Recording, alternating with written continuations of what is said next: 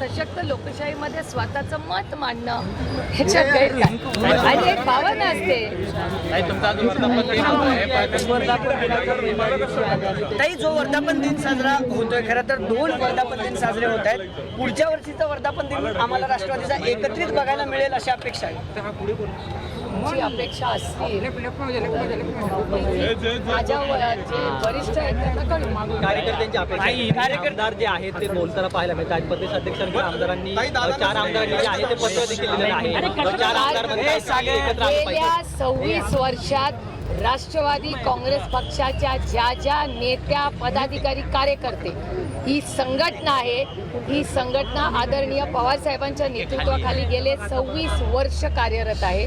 26 वर्षात प्रत्येकाचं खूप मोठं योगदान आहे. दिस इज टीम वर्क. कोणी व्यक्ती एक सगळं करू शकत नाही. त्याच्यामुळे सगळ्यांचं खूप मोठं योगदान आहे, मोठं टीमवर्क आहे. आज मला आवर्जून कैलासवासी RR पाटलांची आठवण येते. अनेक असे लोक असतील जे पक्षाचे अध्यक्ष राहिले, या पक्षात आज ते आहेत नाही आहेत.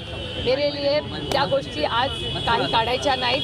प्रत्येकाचं योगदान आहे, त्याच्या कष्टाचा मान सन्मान झाला पाहिजे या